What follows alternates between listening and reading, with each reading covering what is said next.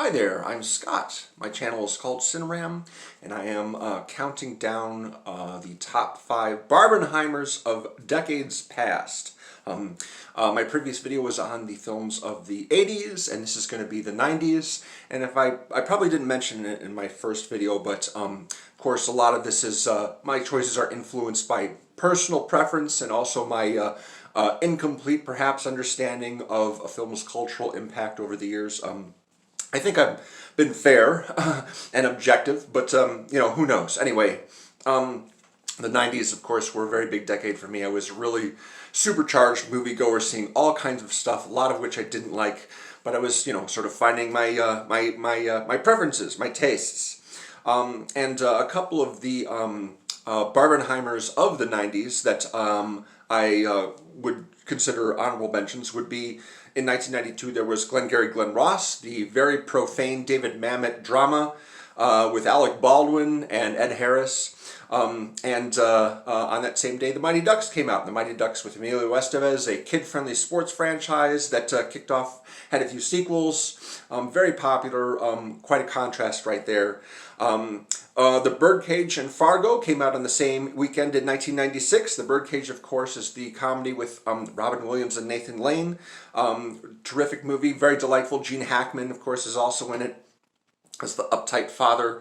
Then also Fargo, the Coen brothers' Oscar-winning film. I think it won Best Screenplay as well as an Oscar for Frances McDormand for Best Actress.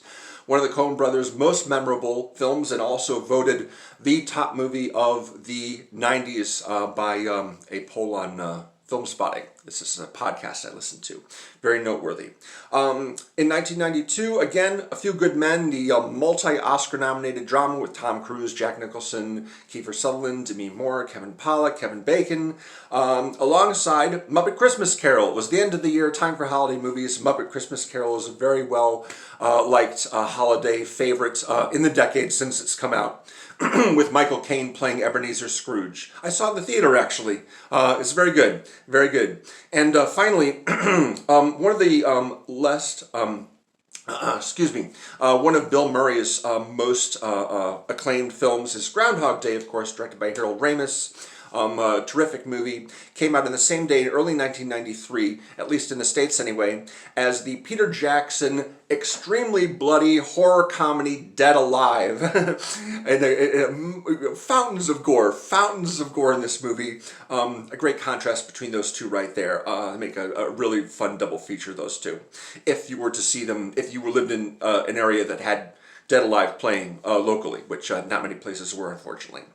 So, now for my top 5 of the 90s. On August 6th of 1999, we had both Iron Giant, The Iron Giant, which was the Brad Bird animated movie that didn't do great when it came out in theaters, but has since been widely acclaimed as one of the best animated movies ever made. And, of course, The Sixth Sense. The Sixth Sense, M. Night Shyamalan's breakthrough film.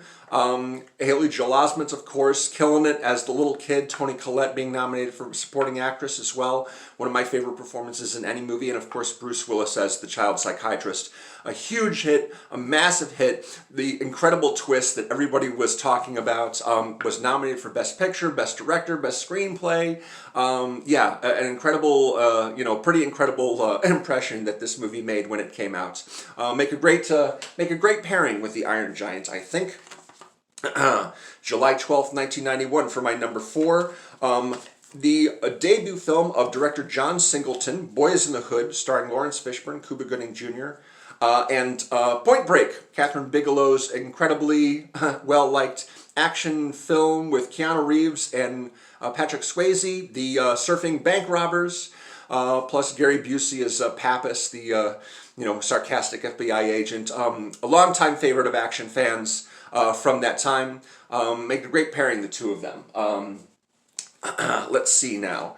John Singleton was nominated for Best Director for that movie, I should mention. And then he went on to make a Fast and Furious movie, along with other good movies as well. For my number 3, December 15th of 1995, we have Heat. Heat is the 3-hour crime drama directed by Michael Mann. It starred Al Pacino and Robert De Niro sharing the screen for the first time in the coffee shop scene, as well as a huge supporting cast of really great actors. Came out on the same day as Jumanji, another Robin Williams movie. I really like this movie. The twist ending really blew my mind. I did not see it coming, even though there was a noteworthy hint early on in the picture. And of course, Jumanji spawned a couple sequels many years later with Dwayne Johnson. So it's a franchise now. Heat actually, I think, is getting a prequel at some point. There is a book that Michael Mann wrote about the an earlier period in the Al Pacino character's life, and he's making a film out of it. But Heat is widely considered to be a modern crime classic, and Jumanji, of course, is a very well liked, special effects comedy. One of the highlights of Robin Williams' career, probably, if you're into that kind of thing. So that's my number 3. Number 2. Now here is a double feature that I actually did see for myself. Not on the same day, but I saw one movie on a Friday, and then I saw the next movie on a Saturday. Took care of that Barbenheimer before it was a thing. September 22nd, 1995. Paul Verhoeven's Las Vegas drama ShowgirlsSeven, directed by David Fincher, with Morgan Freeman and Brad Pitt looking for a serial killer. The breakthrough film for David Fincher, Alien 3, didn't go so great, but he was incredibly sought after this movie, and he's had a great career, has made lots of terrific films since then. Showgirls, of course, was one that I was really excited about, mostly because of Paul Verhoeven, because he had done Total Recall and RoboCop and Basic Instinct prior to this. I didn't like Showgirls all that much, and still am not crazy about it, but Showgirls has developed quite the cult following in the years since, sort of Rocky Horror style cult following, and it's certainly made its mark. Even if people don't like it, you can't deny that it's definitely made its mark, as has Seven. And I caught them both on that opening weekend right there, September 22nd of 95. However, as good as that double feature is, it really can't compare to my number 1. October 14th, 1994, Quentin Tarantino's big grand introduction to cinema, not his debut film, but the one that made his reputation, Pulp Fiction, and the documentary Hoop Dreams. October 14th, 1994, they both came out in theaters. Hoop Dreams is a 3-hour documentary about a couple of young Chicago kids that are trying to basically, they play basketball for their schools, and they're trying to get noticed by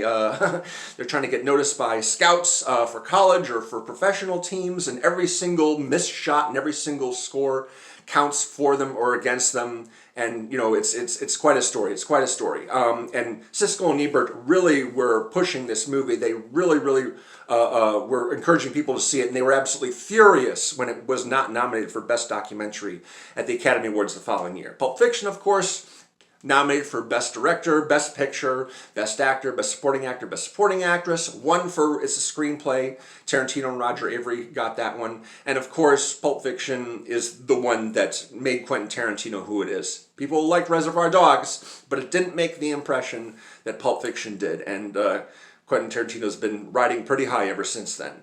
That is my number 1 Barbenheimer of the 90s. I hope you enjoyed this. My next video, of course, will be on the films that came out from 2000 to 2009. Hope you'll tune in for that. Thank you very much for watching.